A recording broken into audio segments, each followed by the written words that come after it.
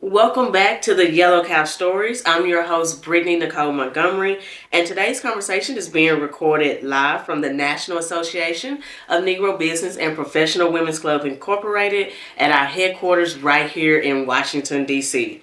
The Yellow Couch Stories is, of course, a presidential initiative of NAMBPWC, an organization founded in 1935 by 7 visionary Black women entrepreneurs with the mission to promote and protect the interests of African American business and professional women. And today we are in for a treat. Our guest today understands that economic power is not sustained only by capital, but by ethics, education, and trust. Joining us on the Yellow Couch is Miss Lori Mathews, an educator, community leader, member of Prince George's County Board of Ethics, and CEO of Executive Decor. With more than 3 decades of service, Lori has built her entire career on fairness, accountability, and principled leadership. So today we will explore how education, transparency, and ethical governance shape the economic future of communities and why integrity is one of the most valuable assets a professional woman can hold. So, Lori, welcome to the Yellow Couch. Thank you. It's so good to have you. It's great to be here. So, let's just jump right in. Yes. You are a lifelong resident of Prince George's County and a proud Bowie State University graduate. Yes. How did growing up and being educated in this community shape your understanding of responsibility and service? Wow. Growing up in Prince George's County is so legendary because I grew up with a lot of movers and shakers, people in the community that did a lot of great things. And I just learned from them. And through their inspiration, I wanted to reach out to other young people and to let them know that anything is possible. If you think it, believe it, you will achieve it. Hey, that's in the Bible. As a man thinketh, so is he. Exactly. Right? Yes. So let me ask you this. Let's go deeper in that. What exactly did you witness early on about opportunity or the lack of it that stayed with you? Well, learning from my neighbors and my teachers, failure was not an option. Ooh. You didn't even use the word failure. Right. You are going to succeed. You try it, try again. There's no letting go. You have to stay steadfast and focused. So through that, I learned that being steadfast and focused and being accountable for your actions, and not looking forward to someone else making those decisions for you. You have to make those decisions for yourself. So being accountable definitely has helped me out. And accountability is key. Yes. Yeah. Exactly. So you spent decades in education developing curriculum and mentoring students. Why is education one of the most powerful and often underestimated tools of economic development?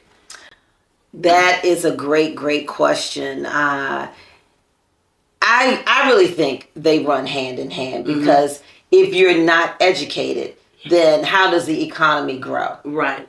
It is very understated because in our society we put more effort on perhaps sports. Yes. But what the sport players have gone through when they become professional basketball players, football players, they realize that, wow, I really do need this education because that's not going to be around for a very long time. I need something to fall back on. So that's one thing that I've always taught my students and mentoring other children, that you have to have something else to fall back on. Always. So education is understated, but it is most important. Right. And education, you have to know who you are. Yeah. And they can't take that away from you. No. Yeah. And not you at all. cannot, no matter what I learn, you cannot take my knowledge away. Exactly. So when we talk about economic empowerment, we often focus on capital, right? But you focus on preparation. How does mentorship function as an economic intervention? Well, you have to definitely prepare yourself as far as getting that knowledge of how money works and how to make that money work for you. Exactly. And once you understand that, then you can definitely strive and go far. Right. Go definitely far. I like that, making my money work. Yes. Let me make it work for me. Make my money work for me. Every penny, Yes. like Dave Ramsey said. Yes. So economic development isn't just about business growth. It's about ecosystems. What makes a community ecosystem healthy and sustainable? Family first. You have to pour into the families. Families need to get back to where we used to be. Gardening is definitely important. Learning how to eat better in our society. So just getting back to the basic ways of life will help our community grow and continue to thrive. That's a good one, because when inflation hit and eggs went up to $7, I kind of wished I was back on my grandfather's farm. Exactly. Where I could just go out and get those eggs from his chicken coop. Yes. So that going back to those basics is important. Exactly. Yeah. One thing my dad always said, he would tell my sister and I, you really do need to learn how to grow a garden. Yeah. Because you never know when hard times are going to hit. You never know. Yeah. So you have to be prepared. Yes. Yeah. And growing up, my grandfather would have all his grandkids at his house, and he would wake us up at 5 o'clock in the morning to do something on his farm. Yes. And you know what? That is really invaluable, because now the vast majority of his grandkids are entrepreneurs. Yes. They are doing very well, and they each have maybe like a little garden, even if it's just a window thing, where they can grow something, and keep their hand in it. So exactly, I do shout out to Jack Montgomery for that. Yes, exactly, yes. So very important. How can civic leaders, educators, and business owners better align their efforts to create economic mobility pipelines for Black women and Black families? Well, coming together in a central forum, being able to communicate with one another, being clear to the fact, giving the community an opportunity to grow, and just letting them know the avenues that are out here that will help them grow and to be better people and to be stronger in family and in economic development. Yes, I definitely agree with that. So now, what is the role of local leadership in shaping whether economic opportunity stays in a community or leaves? That is a great question. Local leaders, we need to give more business to our small businesses. Yes. Keep things more local. That. Yes. More local. Getting more advertisement out there. What is in the community? What is accessible in the community? And from there, I think we can definitely grow from that situation. Yes. I love supporting small businesses. And one thing they always say, when you support a small business, you're not buying a yacht. You're helping someone, like send their daughter to dance class, or building something in the community versus making somebody who's already richer. Exactly. So investing in small businesses that's a good one. That's huge. We need to do that. Yeah, that is key. Especially in our community, we need to do that. Yes. Because as an African American female, there's a lot of talent in our community. Yes. And if we just stick together and hold each other's hand and pull each other up one by one or two by two, we can do that. So I agree with that. So let's stick together and help our Black business, small business owners succeed and get to the next level. Like, let's help them scale their business, right? Yes. So So you serve on Prince George's County Board of Ethics. So congratulations on that. Thank you. Thank you. Why is ethics not just a moral issue, but an economic one? Well, because you have to make sure everyone is on an equal playing field. Yes. Sometimes decisions are going to be hard to make, but you have to make those decisions to better your community. Exactly. And you cannot waver in those decisions, and that's the only way that we're going to stay strong. Right. I agree with that. How many times have we seen somebody do unethical things Exactly. to make sure that and it all falls down? Yeah. Get this job, Right. get this contract, and then, like you say, it all falls down. It all falls down. Yeah, it all falls down. From your vantage point, what happens to communities when transparency and accountability are compromised? Again, that's when the community definitely trickles down. Mm-hmm. When that's when violence becomes a factor. Right. When that doesn't happen, so definitely that will bring the community down for sure. Yeah, and I agree with that. And I know back in Dallas, where I'm from, one of our former chief of police, she said, violence happens because people don't have opportunities. Right. So what opportunities are we putting in the community so people can go out and at least make some money for food, for bread, for those $7 eggs that we have to pay for? Exactly. Like, what opportunities are we giving to the community? Yes. And that accountability and transparency does have to come into play. Yes, so, for sure. NAMBPWC's mission is to promote and protect the interests of African American business and professional women. Mm-hmm. From an ethics perspective, what does protection actually look like? Is it institutional transparency, fair access, due process, or governance standards? So what should we be doing to protect our community, or what does that protection look like? I think the fairness, the mm-hmm. fairness of it can definitely help protect us. And the due process definitely helps out as well. So those combined will help protect us as business women. And that's in our mission to promote and protect Black business and professional women. So we need to do our part. Yes. So Black women often operate in systems where scrutiny is high, but margin for error is small. What role does ethical clarity play in protecting one's professional reputation? First of all, as a Black female, African American female mm-hmm. entrepreneur, you have to know your rights. Yeah. You have to know how to navigate, but still keep your integrity all at the same time. Yes. And of course, life for us is much harder. Exactly. So we have to definitely work smarter.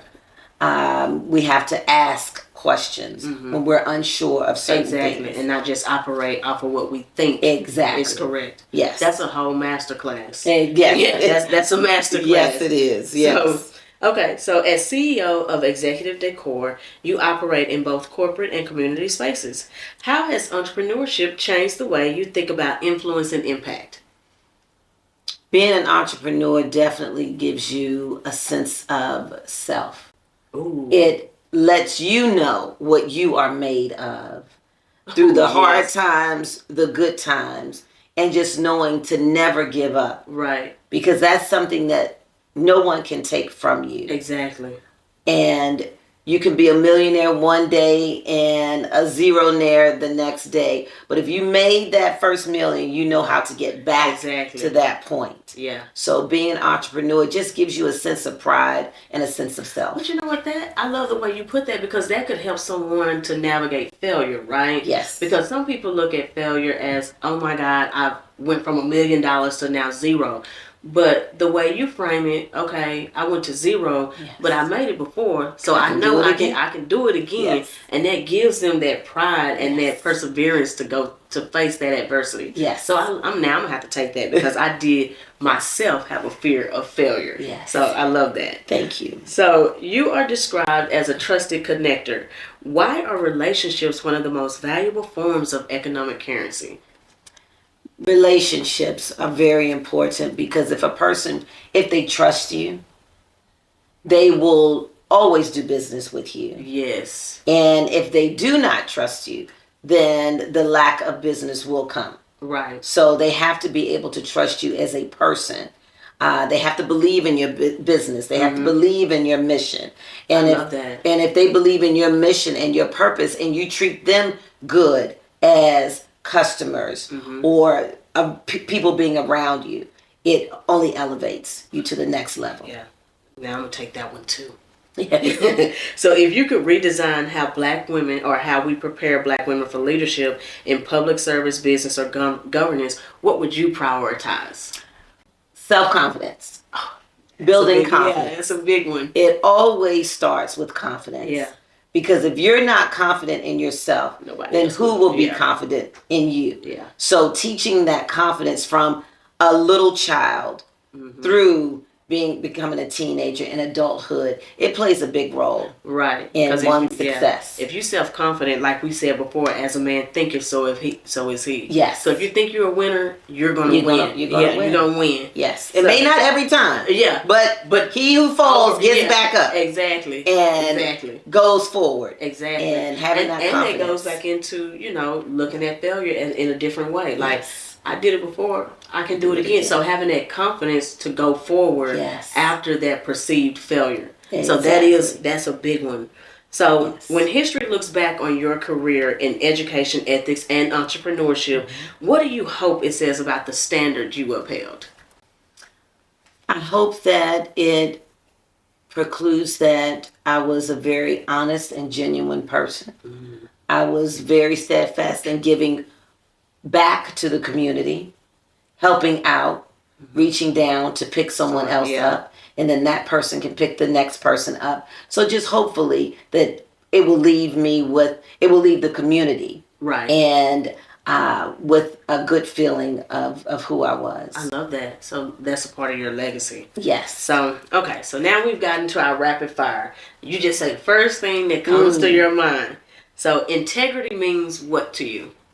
Having values, being strong, having values. Yes. Okay. So a leadership trait a Black woman must protect. Say this again. A leadership trait Black women must protect. So, or a leadership trait Black women must have. Honesty. Yeah. Honesty. Yeah. That goes a long way. Yes. Yeah. That goes a long way. Because if you're not honest, nobody's going to do business with you. No, not at all. Yeah. Not at all. So accountability feels like what? It feels that you have owned up to everything that you said you were going to do. Oh, and that's huge in business. Because don't tell me you're going to do something. And not do it. Yeah, and not do it. Yes. Especially if I have paid you to do it. Yes. So one thing communities get wrong about economic development. They think it's all about the money. But it's not all about the money. No. It's about sharing and caring about people. Right. Getting them to the next level. Putting plans and organizations in place so that you will have longevity within your community. Right. I love that. Okay. And so joy right now looks like what to you?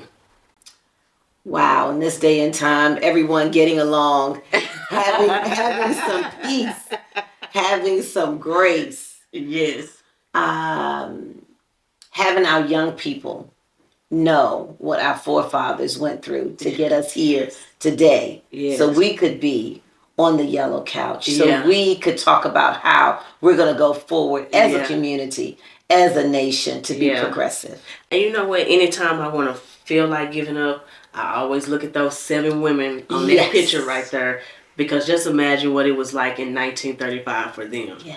So very difficult. I don't have it near as bad as what they had it back then. Yes, and they definitely forged the path for us. Exactly, they did to have a better life. Exactly, for all Black women. Yes, just Black women, business and professional women. So So Lori, thank you for reminding us that economic development is not about growth. It's about trust. Yes. And that integrity. It's about systems that work, and it's about standards that protect. Yes. It's about leadership that holds steady even when no one is watching. Yes. So for the women, this conversation is a reminder that integrity is not optional.